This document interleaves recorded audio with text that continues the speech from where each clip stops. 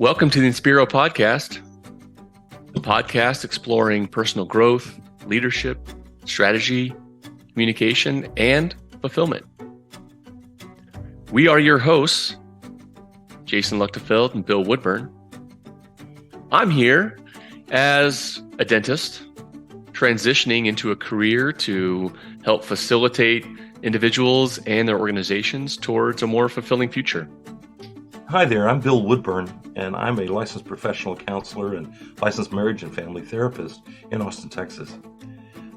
I'm fascinated by the way people come together to solve problems, whether that's couples or families, dental practices, or organizations. We're going to be exploring a lot of topics, and for us to be able to be free to do that, I have to let you know that this is not intended to be dental advice or counseling advice.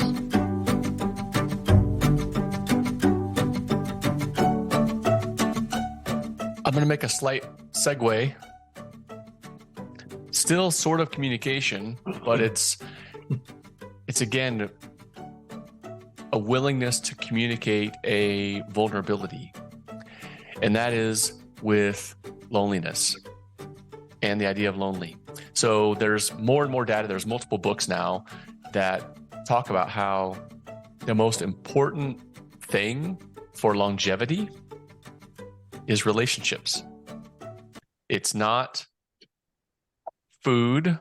It's not smoking, shockingly.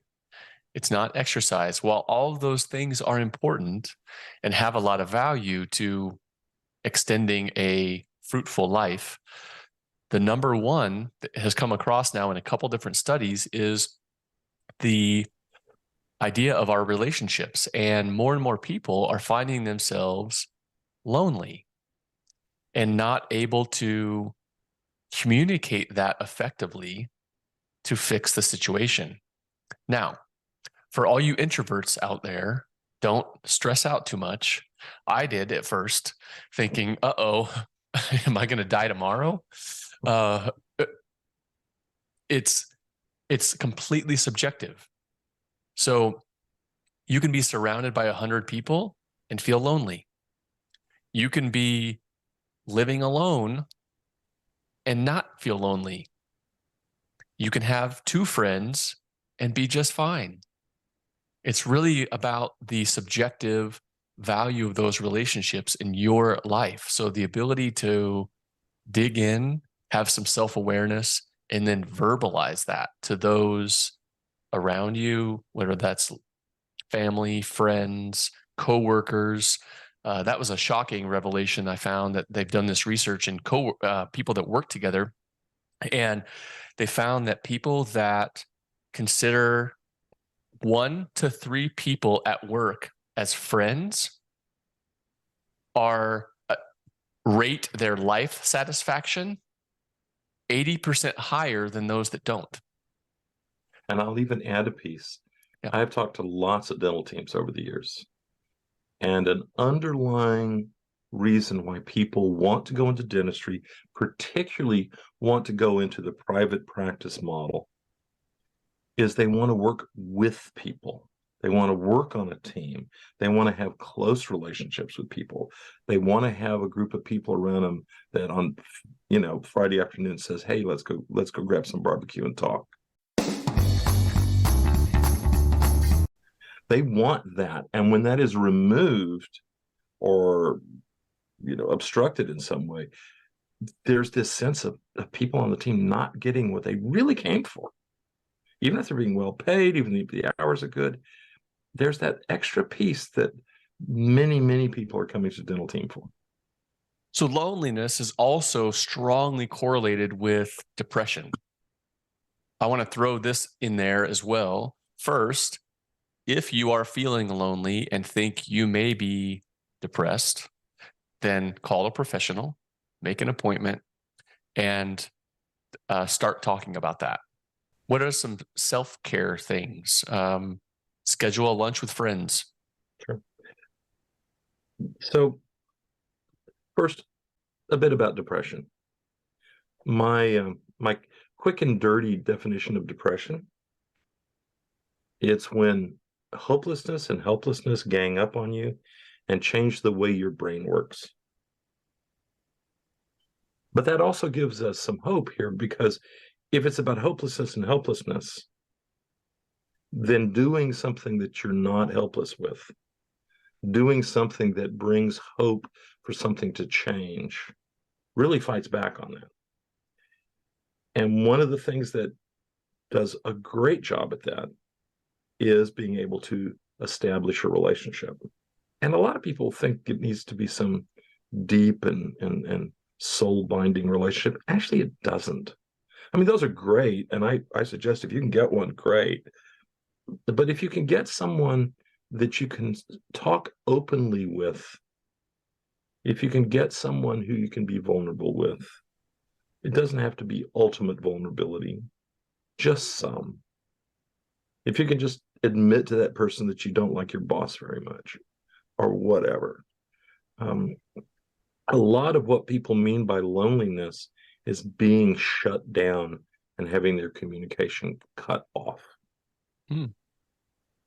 It's not just there's no person there. Like you said, oh yeah, there are a bunch of people here, but I can't actually tell them what I'm really thinking or what I'm really feeling. And so I'm shut down, and now I'm lonely. Well, what if I hung out with some people that I could talk about what I'm really thinking and really feeling? Again, it doesn't have to be perfect. Just more than usual will help. I'd like to add on to that. Sometimes a first step can be a Zoom call. Mhm. But keep in mind, we are learning that virtual interaction is not nearly as valuable as in person. And the one maybe bright spot, if you could call it that, out of the pandemic was that we got a whole lot of data on virtual communication and the pros and cons of it. And what that appears to be showing us is the real value, the value of in-person communication over virtual. And I think this, for selfish reasons, this is why we do the workshops the way we do them. This is why we don't yet offer virtual EI classes. And so I want to try to provide a platform that people can feel comfortable stepping out into that vulnerability. And sometimes doing that virtually as a first step is easier. And then working your way towards that in person for a more powerful experience. Absolutely. And I shudder to think what a virtual EI workshop is. That just sounds so hard. I have a little bit of an iconoclastic view on some of the research on virtual communication. Okay. I don't think there's anything inherently wrong with virtual communication. I think what it did is it made us realize how lacking our common communication has always been. Even when people were hanging around the water cooler at work or going into an office to talk to someone, is all of a sudden we started studying it because it's virtual and we can see it here because it's virtual, and it's like, oh no, there's really not very good communication going on. I think you can have good virtual communication, but I think the first thing that's going to happen is going to reflect whatever quality of communication these people ordinarily have, which a lot of work groups isn't very good. So it amplifies the fact that we're having shallow or poor conversation. Sure. I mean, as a organizational consultant, I've been out there and sat through some really impressively boring meetings where I'm the fly on the wall. They say, "We have a problem with our meetings," and then I watch the meeting and I say, "You sure do." And then, during the pandemic, I did that on Zoom. Yeah, same old worthless meeting.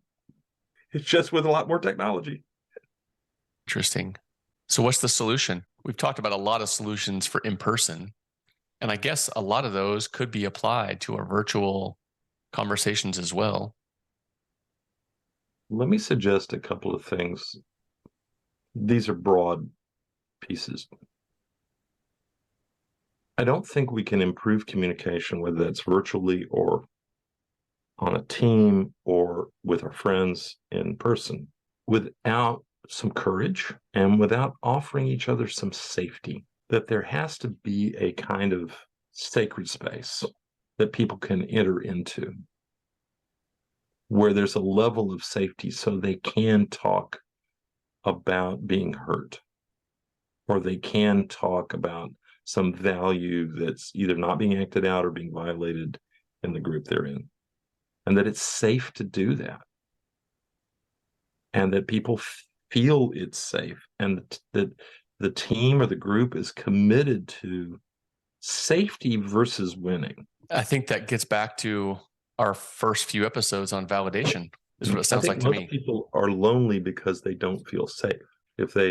When a lot of times what we're talking about in friendships are people I feel safe to be myself with. It's a frequent definition. Yeah. Notice how much it's about safety. Yeah. And that's a two-way street. You can't fix that on your own. You have to find a partner or partners that are willing to have that give and take, that be vulnerable and accept that, and trust and then accept that, and vice versa.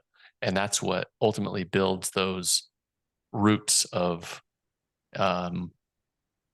relationships that we can then value.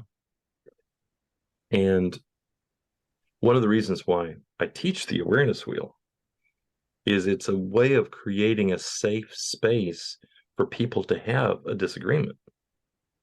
We normally think of, well, since I disagree with him, this has become an unsafe place.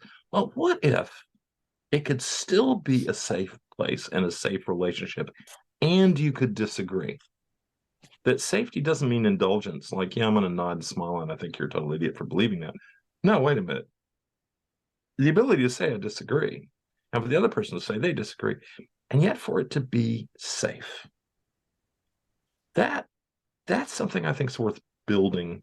And I think that's part of the loneliness, is there's not a place in many people's lives where they can be themselves, where they can disagree or be with someone who disagrees with them and still feel safe. Mm-hmm. No one's trying to dominate the situation. No one is suspected of just continuing to escalate in hopes of winning, and you're never sure how far they're going to go. No one is worried the other person's just going to casually drop them like they're not worth anything. Wow. Yeah, that'd be a great place to be in. So if you are a leader in a practice, you could start doing this Monday morning. Sure.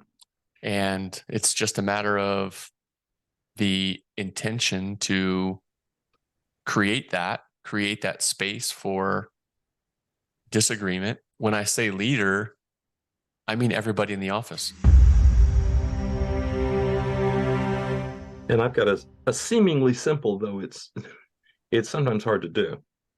First step, you're in your office, team member comes in and they complain about something, or they say that something is wrong, or they say that you're wrong about something. Take a deep breath, say, thank you for telling me. And that's it.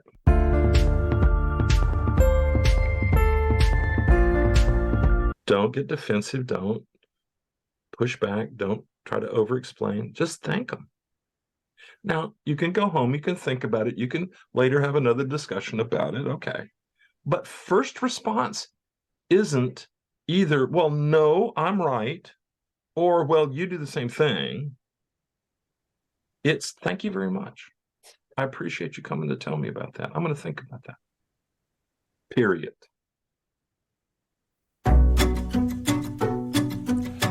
Wow. Well, that one really ended in a deep place. Again, I hope you got a lot out of this episode.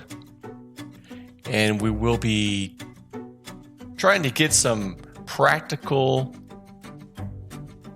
important advice to you in our next episode. Our tentative title for that one is going to be The Nuts and Bolts of Communication in your office. So stay tuned for that. Until next time, have a great week.